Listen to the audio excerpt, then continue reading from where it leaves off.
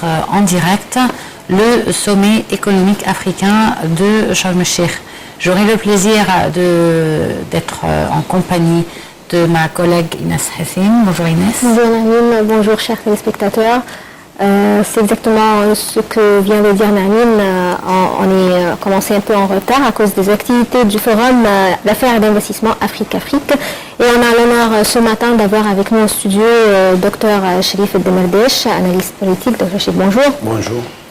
Alors Dr Cherif va nous donner plus d'explications et plus de détails sur ce forum.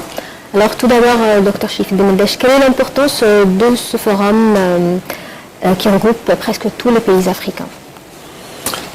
Premièrement, de mon point de vue, c'est le Forum Afrique 2016. En un sens, c'est Davos l'Africain. C'est-à-dire, quand on fait la comparaison, ça fait presque une dizaine de jours, dont les gérants du Forum de Davos, ils ont refusé d'avoir leur, disons, rencontre annuelle, leur session en Égypte, à cause de l'issue de la sécurité des aéroports, surtout l'aéroport de Sharm el-Sheikh. Aujourd'hui, on a notre Davos africain. Voilà, vous avez 6 chefs d'État avec des premiers ministres, avec des ministres, avec 1500 personnalités qui se sont réunies à Sharm el-Sheikh.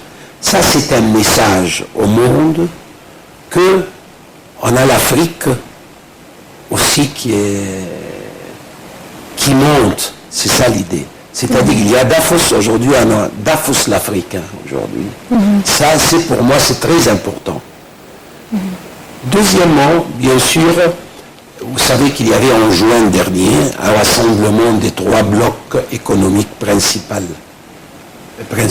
en Égypte, en Afrique, c'est-à-dire SODEC, COMESA et l'Alliance des pays de l'Est de l'Afrique, c'est-à-dire 29 ou 29 pays, 26 pays si je me rappelle.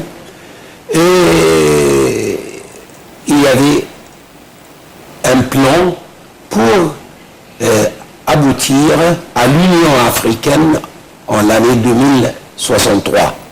C'est-à-dire qu'il faut avoir une zone libre d'échange économique dans les années qui suivent, mais le but final, c'est avoir quelque chose comme l'Union européenne avant les années 2063. Ce forum-là, c'est disons, un pas pour paver le chemin pour la coopération bilatérale entre les pays de l'Afrique pour rendre cette rêve-là de l'Union africaine une vérité. Il faut des étapes, il faut des démarches, il faut des instruments pour concrétiser cette coopération bilatérale entre les pays de l'Afrique. Et ce forum-là, c'est exactement pour renforcer les pas sur le sol, c'est-à-dire les pas réalistes, pour aboutir à ce genre de coopération, de ce genre d'intégration entre les pays africains. Alors ça, c'est une importance bien précise. Et le futur, c'est pour l'Afrique. C'est le seul continent vierge. Tous les autres continents, ils ont été épuisés. Les ressources naturelles, les richesses dans les ressources de main-d'œuvre, de climat, de l'eau, tout ça, ça existe. Des minéraux, l'or, l'uranium, tout ce que vous voulez. C'est-à-dire, l'Afrique, c'est le futur. Tout le monde connaît ça. Et il y aura, c'est-à-dire, je ne veux pas dire une précipitation, mais vous avez vu comment les Chinois, par exemple, ils se sont, disons, ils sont avancés vers l'Afrique, c'est-à-dire il y a un échange de 200 milliards de dollars entre la Chine et le continent, et qui rêvent, pas qui rêvent, mais qui ont un plan d'aboutir à doubler ce chiffre. Par exemple, il y a des investissements de 100 milliards de dollars chinois, c'est-à-dire... Ça, c'est à cause de la richesse dans les ressources naturelles dans le continent. Richesse dans les ressources naturelles, oui, et la population, c'est-à-dire il y a 1,3 milliard d'habitants en Afrique, et le nombre d'accélérations, on prévoit dans une dizaine d'années 2 milliards d'habitants en Afrique, c'est un marché. Mais partir de l'idée d'avoir ou de créer une Union africaine sur le modèle de l'Union européenne, on commence à voir quand même aujourd'hui que l'Union européenne n'était pas une si bonne idée, surtout pendant les crises. Beaucoup de pays européens maintenant commencent à remettre en question cette idée, à remettre en question l'histoire des frontières, de la monnaie commune. L'Angleterre fera bientôt un référendum pour décider de sa situation. Et pour un continent assez stable, parlant de l'Europe. Comment vous évaluez cela? L'issue, c'est différent. Pour deux raisons. C'est-à-dire, moi, je vois de mon point de vue que cette stabilité dont vous parlez, ce n'est pas un positif, c'est un négatif, de mon point de vue. C'est-à-dire, il y a toujours des concessions à faire. Quand vous êtes stable, vous n'êtes pas menacé, alors vous n'êtes pas prêt à faire ces concessions. L'Europe, c'est un continent gâté. Alors personne ne veut faire ces concessions-là. Alors cette stabilité, cette richesse, de mon point de vue, c'était un facteur qui n'était pas un facteur positif dans l'idée de l'Union européenne. Ça, c'est un. Deux, l'Afrique, on parle aujourd'hui des étapes pour arriver à 2063. C'est-à-dire, vous parlez des années, de longues années. Ce que je veux dire que toujours, si vous regardez le cycle de la civilisation, toujours il y a... 2063, ça représente quelle date? Non, c'est-à-dire ils ont parlé de 2015, 2063, ils ont commencé, je pense, en 2003, quelque chose pareil. Je ne suis pas sûr pourquoi ils ont fixé 263, mais c'était un plan de 50 ans. Alors vous pouvez reculer pour savoir qu'est-ce qu'il voulait dire. Mais en un sens, ce que je veux dire, qu'il y en a des mécanismes à construire tout le long de ce chemin des années pour aboutir à cette Union africaine. Je suis sûr qu'il y aura une Union africaine. Ça va être, ça va réussir, après ça va aboutir à quoi? On espère pour le meilleur, mais toujours les expériences. Il y en a des montées et des descentes. C'est-à-dire, il n'y a rien qui est permanent, en un sens. Mais ce qui est important, c'est le chemin à poursuivre. Est-ce que ce chemin-là est positif? C'est-à-dire, pour les problèmes de l'Afrique, il faut maintenant, comment dire, il faut avoir des capitaux africains, il faut avoir de l'électricité, il faut avoir l'infrastructure, les chemins, tout ça. Alors quand on parle de tout ça, pour arriver à ça, tout ça c'est nécessaire pour le bien-être social, économique et politique de l'Afrique. C'est-à-dire l'importance, de mon point de vue, c'est le chemin à poursuivre pour aboutir au but. Si ce chemin-là est positif, alors il va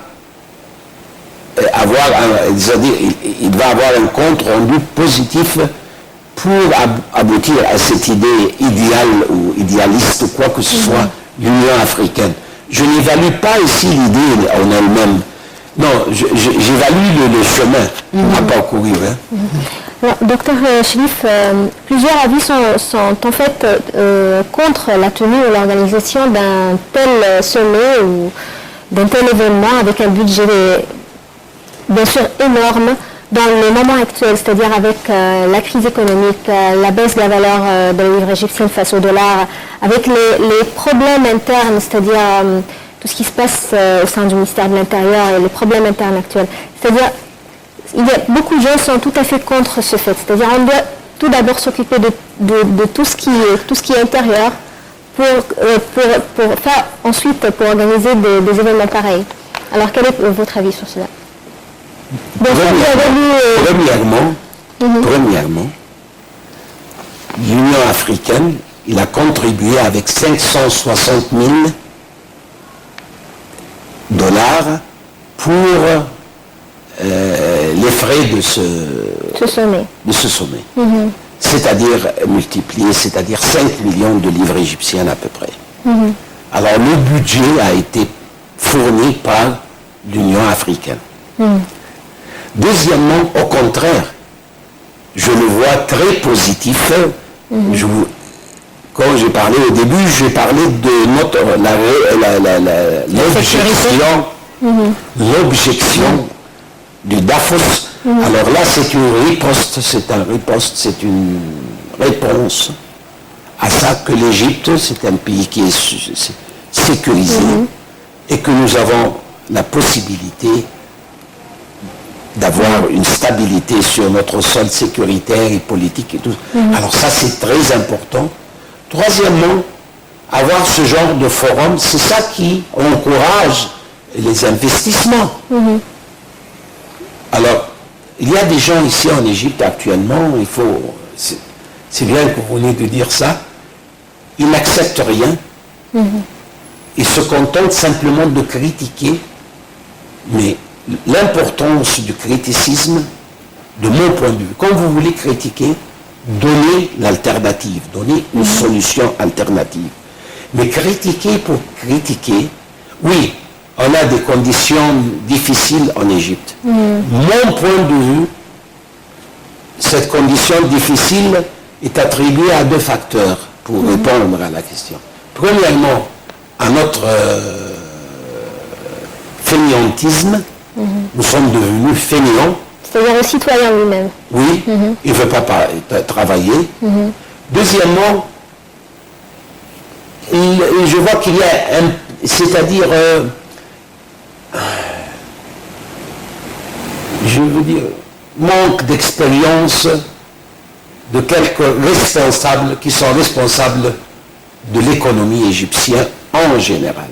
Mais tout ça, ça ne veut pas dire que sur un autre volet, ou bien sur un chemin parallèle, plus stratégique, on fait de bons pas.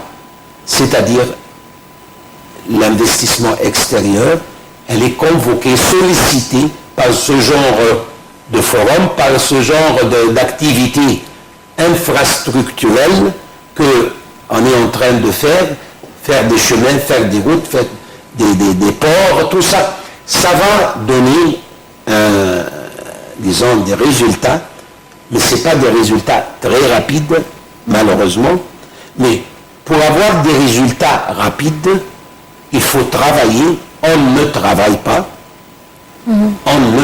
pas, ça c'est vrai. Deuxièmement, il faut une gérance de l'économie plus compétente. Mais, docteur, je vais vous sur le fait on ne travaille pas, on ne peut pas vraiment dire cela parce qu'il y a deux raisons qui sont à la base de la motivation des travailleurs. Premièrement, les salaires qui sont excessivement bas, donc avec des conditions de vie difficiles, c'est très difficile de travailler d'une manière productive. Deuxièmement, le système même de l'encadrement, celui qui ne fait pas son travail, rien ne lui arrive. Donc, pourquoi va-t-il se fatiguer à travailler? Surtout qu'il a des problèmes et surtout qu'il n'est pas motivé. Donc, le système aussi, il joue un petit peu dans tout ça. Bien sûr, je n'ai pas nié ça. J'ai simplement cité un fact, une vérité. On ne travaille pas. Pourquoi? Ah oui, c'est une autre chose. Mais la vérité, on ne travaille pas. Je vais vous dire quelque chose. Est-ce qu'aujourd'hui, par exemple, je suis assis et j'ai un travail qui va avoir un rendement de 1000 livres. Ce n'est pas suffisant. Est-ce que c'est meilleur ou de s'asseoir sur un café? Ce qui se passe aujourd'hui, il y a beaucoup d'offres d'emploi, on ne trouve pas des travailleurs. C'est-à-dire, on ne peut pas penser dans la vie, ou bien j'obtiens ce que je veux, ou bien je fais rien. Ça, ce n'est pas une philosophie de vivre. Hein. Ce n'est pas un comportement d'un peuple sérieux. Non, ok, je suis tout à fait d'accord que la vie est très difficile, mais avoir, disons, moitié salaire, 3 quarts de la salaire, ça vaut mieux d'avoir rien. Et la preuve aussi que tous les réfugiés syriens qui sont venus en Égypte, ils cherchent à trouver une solution pour leur... Mais on s'assoit sur la chaise, sur les cafés, puis on dit, voilà, il y a un minimum de requirement, un minimum de salaire que j'ai besoin. Si je n'obtiens pas ce minimum, je ne travaille pas. Ça, ça ne peut pas marcher comme ça.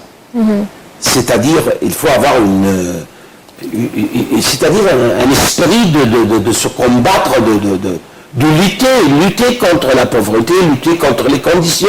Il n'y a pas un peuple, c'est-à-dire à part les pays du pétrole qui étaient assis comme ça, puis ça va tomber du ciel. Deuxièmement, par exemple, comme vous venez de dire exactement, la loi qui a été refusée, par exemple, pour ne pas mettre sur le même niveau celui qui travaille, celui qui ne travaille pas, bien sûr, il doit y avoir une réforme, c'est-à-dire la loi a été refusée pour 5-6 points, le gouvernement doit remédier à ces 5 points, les changer, mais il doit avoir cette loi de demander des comptes. Oui, de service civil, tout ça. Une loi qui a, au fond, le but de ne pas récompenser celui qui ne travaille pas. De ne pas... mettre sur le même pied d'égalité. Exactement. Ah, ça, on est d'accord. Alors, le gouvernement, le système qui gère l'administration du pays, ils ont une obligation, le Parlement a une obligation, et le peuple aussi qui est en chômage, il a une obligation de travailler. Mais aussi, il a des droits, Dr Cherif El-Demerdesh.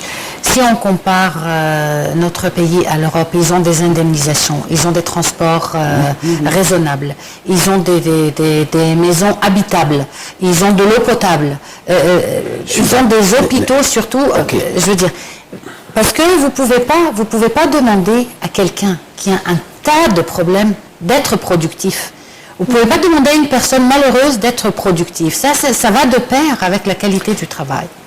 Écoutez, aujourd'hui, on a hérité les problèmes, l'accumulation des problèmes de 60 ans.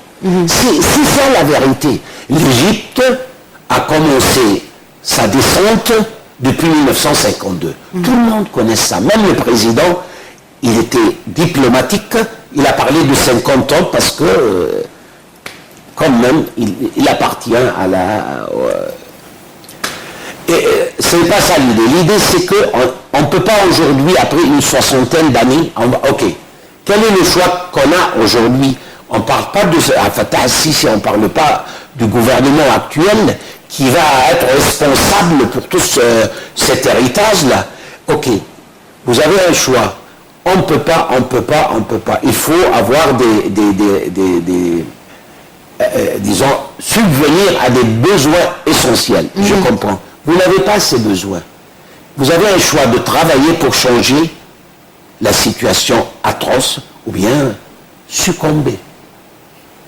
Si vous voulez attendre que ça va être, disons, le changement qui va, je ne sais pas, vous devez changer. C'est-à-dire, tout ce que vous venez de dire, c'est vrai, ces droits-là, on n'a pas ces besoins.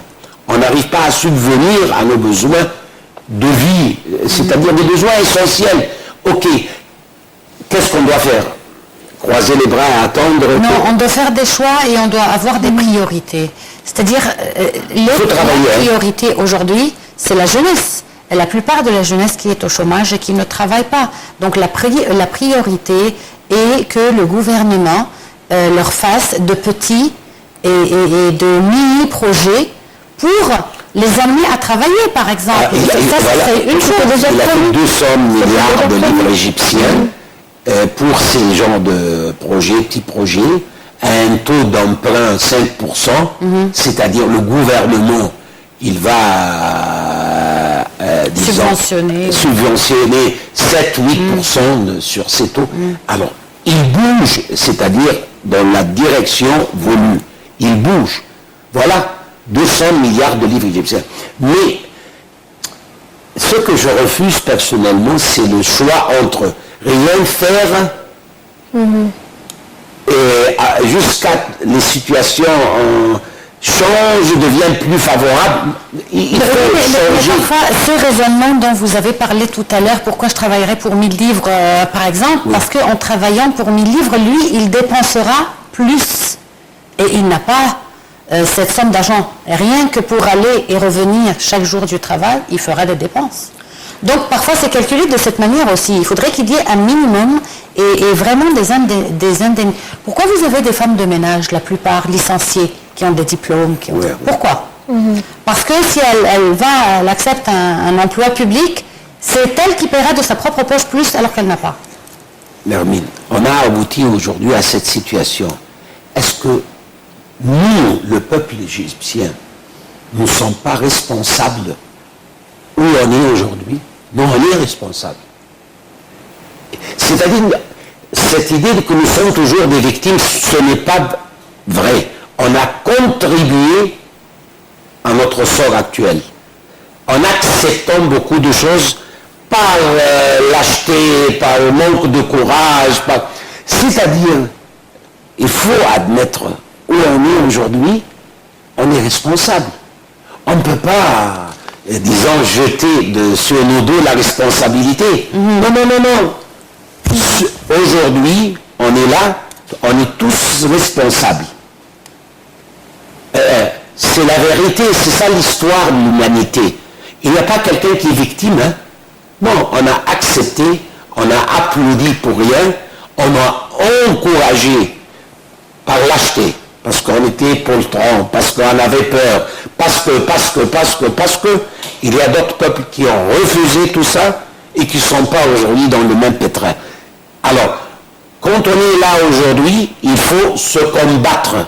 On ne va pas se combattre avec le fusil, mais se combattre contre les conditions. Il faut endurer, il faut supporter, il faut avoir la force morale pour changer, parce que on est responsable. Ce n'est pas simplement ceux qui nous ont géré,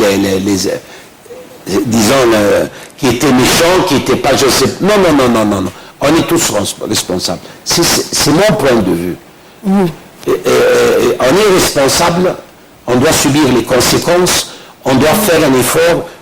On ne peut pas lancer la responsabilité sur un régime actuel pour une soixantaine d'années. Non, mais on ne le fait pas. On espère en tout cas, de toute façon, cette question, elle mériterait beaucoup de débats et on voudrait revenir au sommet. Donc, qu'attend-on comme résultat concret à la suite de ce sommet? Aujourd'hui, les investissements africains en Égypte, c'est 2,8 milliards de dollars.